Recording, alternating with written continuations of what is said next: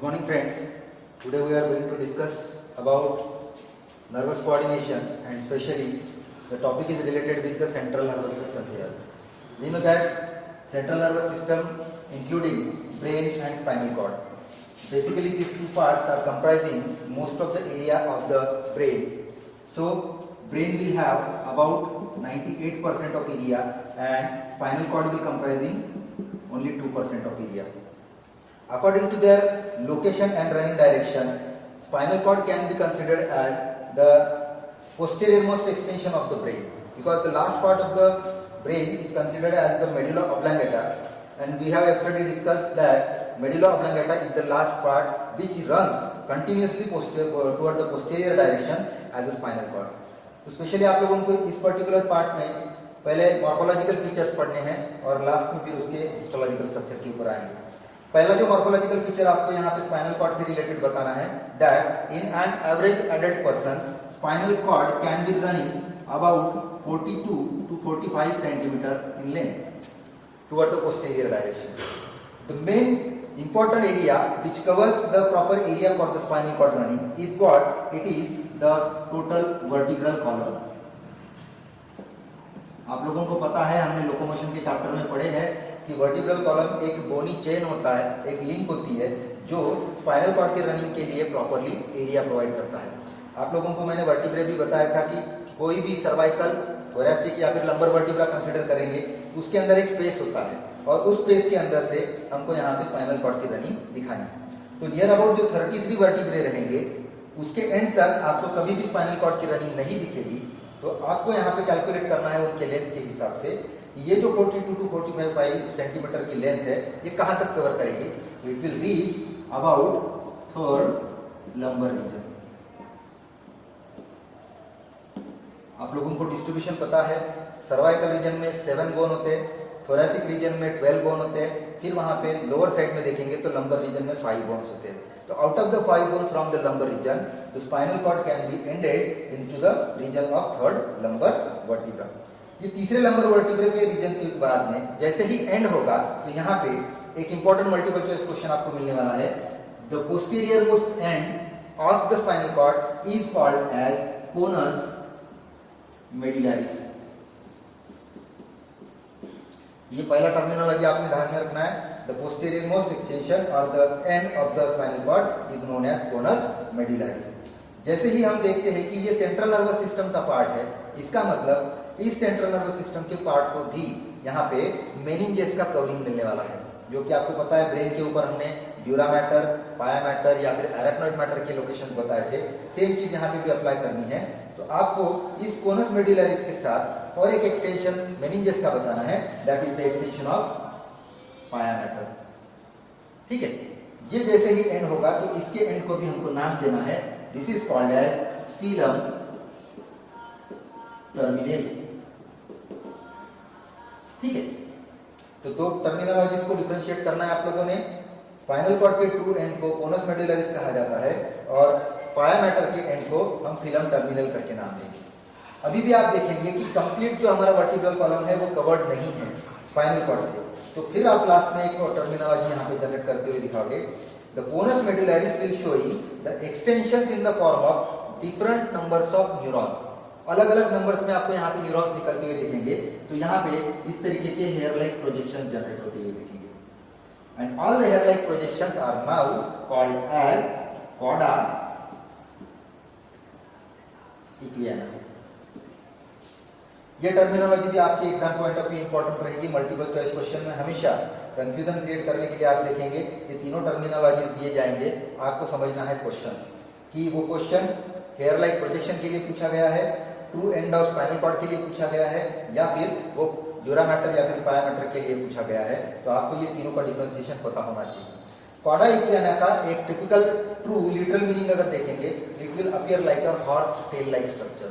जैसे हॉर्स की टेल होती है वैसा ही एक अपीयरेंस यहाँ पे क्रिएट होता है और इसीलिए यहाँ पे कॉडा करके नाम दिया गया है, क्योंकि लैटिन वर्ड में आप देखेंगे तो कॉडल का मतलब होता है टेल रीजन. तो कॉडा इक्वियाना ये हेयर लाइक प्रोजेक्शन का स्ट्रक्चर.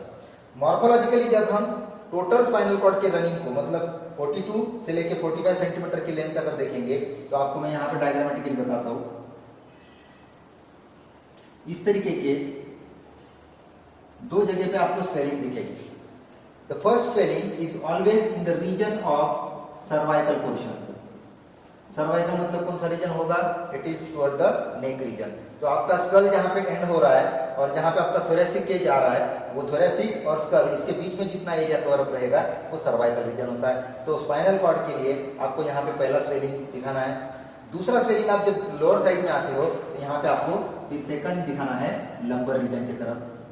अभी लंबर मतलब कौन सा रीजन कंसिडर करेंगे हम यहाँ पे?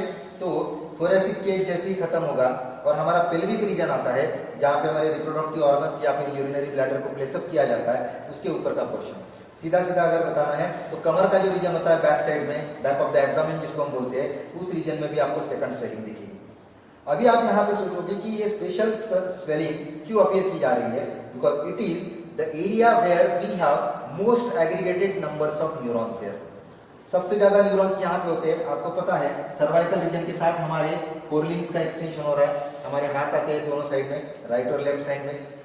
लोअर साइड में देखेंगे तो लंबर रीजन में हमारे लेग्स का कनेक्शन होता है, मतलब हमारे फोरलिम्स और हाइंड लिम्ब दोनों को नर्वस कोऑर्डिनेशन में मेंटेन करने के लिए या फिर फंक्शनल कोऑर्डिनेशन देने के लिए आपको यहाँ पे न्यूरॉन के एंडिंग्स दिखाने हैं। तो आपको राइट साइड की तरफ भी यहाँ पे न्यूरॉन्स जाते हुए दिखेंगे और लेफ्ट साइड के ऊपर, वैसे ही लोअर साइड में भी आपको राइट और लेफ्ट साइड में दिखाना है। और यहाँ पे एग्रीगेशन बढ़ने की वजह से कंपैरेटिवली बाकी एरिया में आपको ये दो जगह पे स्वेलिंग अपीयर होती है दिखती है। ये मोस्ट इंपॉर्टेंट पॉइंट है मल्टीपल चॉइस क्वेश्चन के लिए कि सर्वाइकल और लंबर रीजन आपको यहाँ पे स्वेलिंग के हिसाब से दिखाना है। तो ये हो गया ओवरऑल मॉर्फोलॉजिकल पिक्चर। अभी इसकी रनिंग डायरेक्शन की तरफ आते हैं। जब स्पाइनल कॉर्ड वर्टिब्रल कॉलम को कंटिन्यू करता है या फिर वर्टिब्रल कॉलम के थ्रू ये रन करेगा, तो किस तरीके से रन करता है? तो internally this vertebral column will showing the cavity that is called as neural canal। ये भी एक इंपॉर्टेंट क्वेश्चन रहेगा।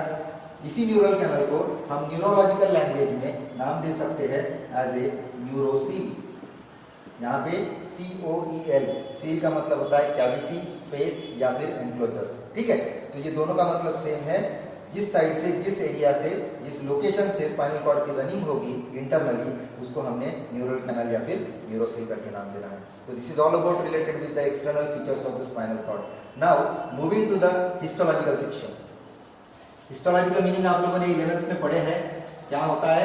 It is the structure of tissues, कि कोई भी ऑर्गन जब बनेगा तो उसमें किस तरीके की टिश्यू की अरेंजमेंट होती है। तो सेंट्रल नर्वस सिस्टम के इस पर्टिकुलर पार्ट में हमको हिस्टोलॉजिकल सेक्शन भी समझना है।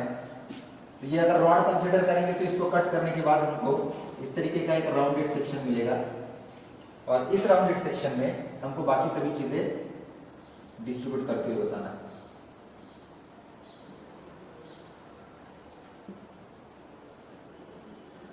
ठीक है। इसके आउटर साइड में आपको 3 लेयर फिर से कंटिन्यू बताना है। ये रहेगा ड्यूरा मैटर वाला, ये रहेगा एरेक्नॉइड मैटर वाला और तीसरा रहेगा पाया मैटर वाला, जो कि मेनिंजेस कॉमनली नाम दिया जाता है।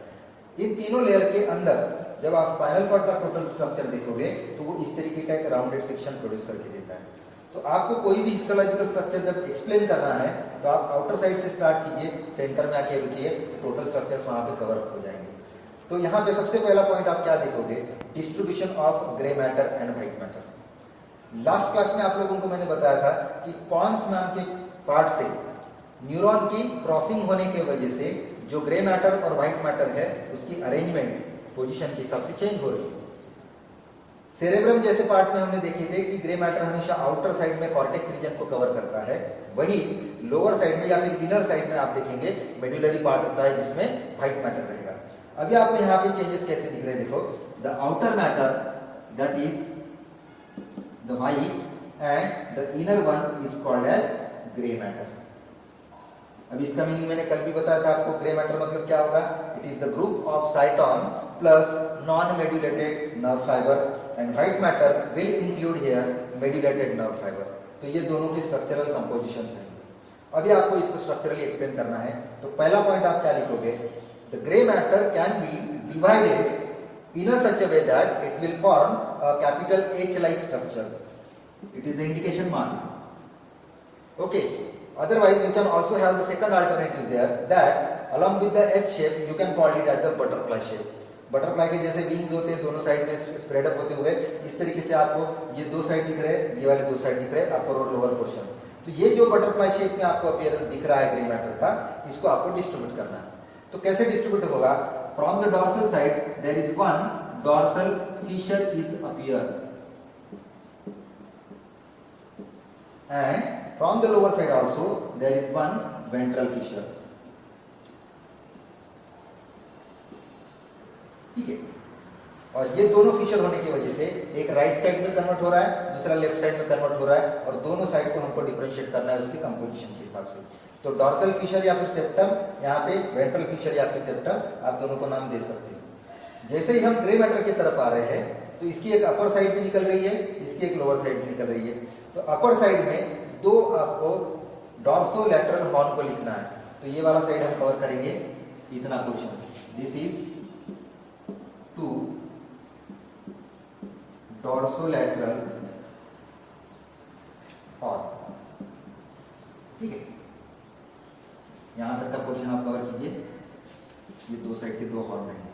वैसे ही आप लोअर साइड की तरफ देखिए, यहाँ पे भी दो हॉर्न का फॉर्मेशन आपको दिख रहा है एक्सटेंशन की तरफ, तो ये रहेंगे वेंट्रोलैटरल।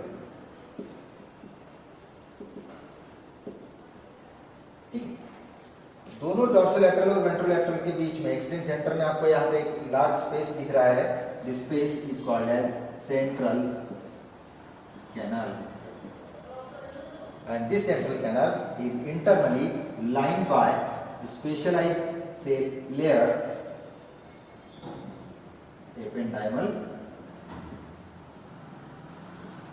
cell। ठीक, कल मैंने आपको बताया था एपेंडाइमल सेल के रोल के बारे में। ये क्या करता है? सेरेब्रोस्पाइनल फ्लूइड को रिलीज करता है, सीक्रेट करेगा, जो कि इंटरनल मैकेनिकल शॉक एब्सॉर्बर रहेगा, न्यूट्रिटिव रहेगा, एक्सचेंज ऑफ मटेरियल जो होता है सेल और हमारे ब्लड सर्कुलेशन के बीच में, वो इस फ्लूइड मीडियम से दिया जाता है। तो secretion of CSF is by the ependymal cell and it is present as the internal lining of the central canal. तो ये आपको एक इंटरनल स्ट्रक्चर मिल रहा है।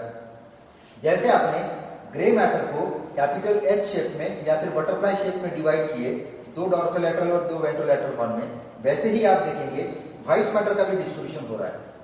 एक डॉर्सल सेप्टम यहाँ से है, दूसरा वेंट्रल सेप्टम या फिर फिशर यहाँ से है, तो राइट और लेफ्ट साइड अलग हो गई। तो हर एक रीजन को हमको नॉमेनक्लेचर प्रोवाइड करना है। This is the first area from the either side, this one is second area and third area. ठीक है, तो आप कोई भी एक साइड लेके कंसिडर कीजिए। Each single region provided by the white matter is called as funicle. तो आप इसको नाम दोगे डॉर्सल में होने की वजह से dorsal funicle, second lateral position में है, बिसाइड पोजीशन में होने की वजह से इसको हम लैटरल फ्यूनिकल करके नाम देंगे, और जो लोअर पोजीशन होता है वो वेंट्रल कहलाता है, तो इसीलिए ये वेंट्रल फिशर रहेगा, वेंट्रल फ्यूनिकल रहेगा। तो ये साइड में भी आपको ये 3 लोकेशन बताना है और दूसरे साइड में भी 3 लोकेशन बताना है। इनके स्ट्रक्चरल कंपोजिशन की तरफ आएंगे तो कंप्लीट व्हाइट मैटर है, लेकिन डॉर्सल साइड में स्पेशलाइज्ड न्यूरॉन का लोकेशन दिया जाता है और लैटरल और वेंट्रल में स्पेशलाइज्ड न्यूरॉन रहेगा।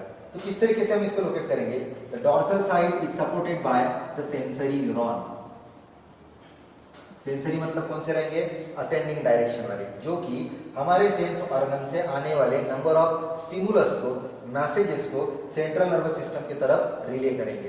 तो ये हो गए सेंसरी या फिर असेंडिंग, जो कि सिर्फ और सिर्फ आपको दिखाने हैं फर्स्ट फ्यूनिकल में, जिसको हम डॉर्सल करके नाम दे रहे हैं। सेकंड और थर्ड मतलब लैटरल और वेंट्रल साइड का जो फ्यूनिकल है, इसमें आपको डिसेंडिंग न्यूरॉन को लोकेट करना है, डिसेंडिंग ट्रैक्ट को लोकेट करना है, और डिसेंडिंग मतलब यहाँ पे रहेंगे मोटर न्यूरॉन। मोटर न्यूरॉन का रोल क्या होता है?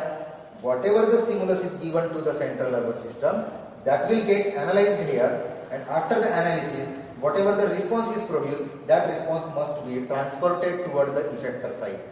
और हमारे बॉडी के लिए इफेक्टर साइट कौन से होते हैं? एक तो मसल, नहीं तो फिर ग्लैंड।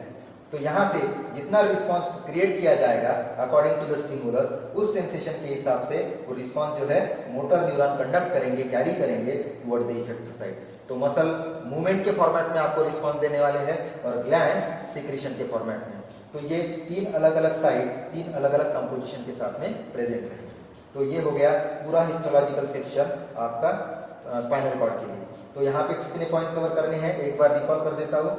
पहले मेनिंजेस का पॉइंट दे दीजिए, ड्यूरा मैटर, अरेक्नोइड मैटर और बाया मैटर।